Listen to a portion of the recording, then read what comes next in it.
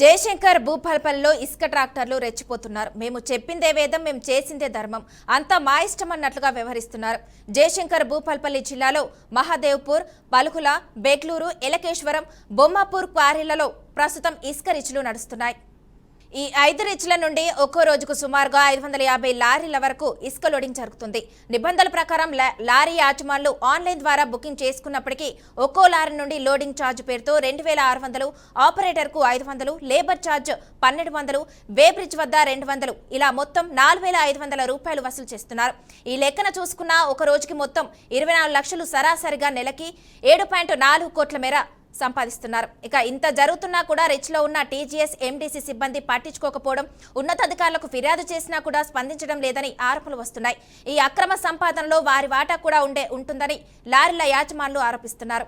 ప్రభుత్వం ఇసుక అక్రమ రవాణాపై కఠినంగా వ్యవహరిస్తామని చెప్తున్నా కూడా రిచ్లో సీసీ కెమెరా ఏర్పాట్లు, అలాగే లారీలకు జీపీఎస్ ట్రాకింగ్ ఏర్పాటు చేయకపోవడం, పోలీస్, రెవెన్యూ, మైనింగ్ అధికారులతో స్పెషల్ టీంలు ఏర్పాటు చేయకపోవడం అక్రమార్కులకు కలిసి వస్తుందని, ప్రభుత్వం ఇసుక ట్రాక్టర్ల అక్రమ దందాకు చెక్ పెట్టి కఠినంగా వ్యవహరిస్తే లారీ యాజమాన్లకు న్యాయం చేకూరుతుందని లారీ యాజమాన్లు అంటున్నారు. ఇక ఇసుక మాఫియాకు సంబంధించి మరింత సమాచారాన్ని మా ప్రతినిధి రవీంద్ర అందిస్తారు. రవీంద్ర, చెప్పండి. మానస, ఏదైతే భూపాలపల్లి జిల్లాలలో జరుగుతున్నటువంటి ఇసుక ర్యాంపుల మాఫియా అంతా ఇంత కనివినేరుగనే రీతిలో జరుగుతున్నటువంటి దోపిడీ అయితే జరుగుతున్నది.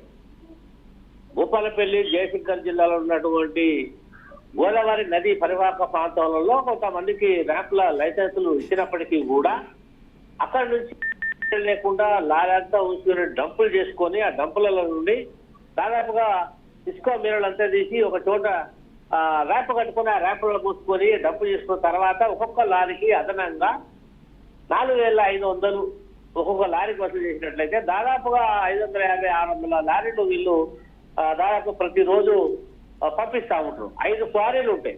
5 క్వారీల నుండి దాదాపుగా ఒక్క రోజుకి వాళ్ళ అక్రమ సంపాదన దాదాపుగా 25 లక్షల పైసలకు ఉంటుంది.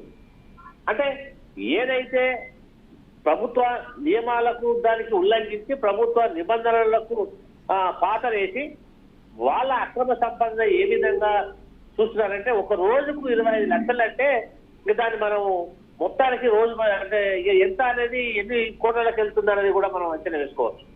అంటే 5 ర్యాంక్లో సంపాదించినటువంటి మాదేవ్పూర్ దగ్గర, తర్వాత పలుగుల, బెంగళూరు, తర్వాత ఎలకేశ్వరం, బొమ్మాపూర్ క్వారీలలో అయితే మొత్తం 5 ర్యాంపులు, 5 ర్యాంపుల కాంట్రాక్టులు రింగ్ అయ్యి మొత్తం ఇది నిలువు దోపిడీ చేస్తున్నటువంటి సందర్భం మనం విజువల్లో కూడా చూపిస్తున్నాం.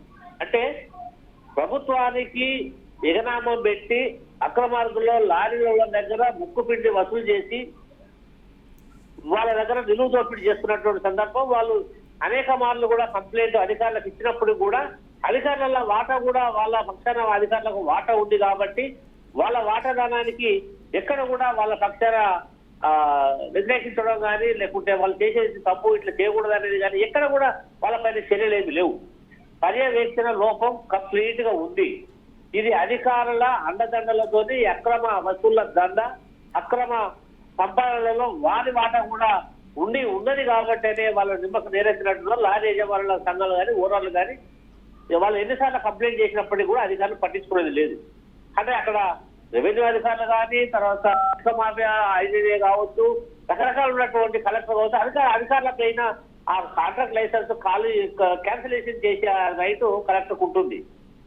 ఆ జిల్లా హెడ్ క్వార్టర్లో ఉన్నటువంటి ఇంత దోపిడీ జరుగుతున్నప్పటికీ కూడా అధికారులు స్పందన లేదు, ఫ్లైయింగ్ స్క్వాడ్ లేదు, సీసీ కెమెరాలు లేవు. తర్వాత ర్యాంప్ అక్కడ ఉన్నటువంటి పర్యవేక్షణ లోపభూయిష్టం ఖచ్చితంగా కొట్టసినట్టు కనబడుతుంది. ఎవరి ఇష్ట రాజ్యం వాళ్ళదే, ఎవరి దోపిడీ వాళ్ళదే. ప్రభుత్వానికి ఆదాయానికి గడ్డి కొడుతూ వాళ్ళ జేబులకు రోజు 25 లక్షల రూపాయలు 5 క్వారీలు కలిసి వాళ్ళు తీసుకొని సంపాదిస్తున్నారంటే ఏ మేరకు అనేది మనం అక్రమార్గం వచ్చిందే. ఇదైతే ఇక రెవెన్యూ బ్యాంక్ ఎంత కొల్ల కొడుతున్నారు అనేది దొంగ నంబర్లు వేసి తర్వాత ప్రభుత్వ దృష్టికి రాకుండా, అంటే ఎవరైతే పర్యవేక్షణలో ఉండాల్సిన అధికారులే సైలెంట్ గా అయినప్పుడు అక్రమార్గాలలో లెక్కల ప్రాంతి కూడా కార్యాలయం ఎంతో పోయి ఉంటుంది. అంటే వాళ్ళ నిలువు దోపిడీ ప్రభుత్వానికి అధికారుల అండదండలతోనే ఈ దోపిడీ జరుగుతుందనేది మనం చెప్పుకోవచ్చు.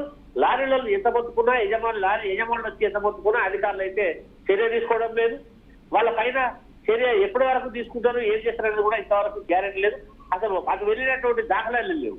కాబట్టి ఇప్పటికైనా ప్రభుత్వం చర్య తీసుకుంటే బాగుంటుంది అనేది లారీ నిర్వాహకులు, లారీ యజమానులు, డ్రైవర్లంతా కూడా ఒక గొరైతే పెట్టుకుంటున్నారు. వాళ్ళ యొక్క ఆవేదన అయితే వ్యక్తం చేస్తున్నారు. మనస ఓకే, థ్యాంక్ యూ రవీందర్.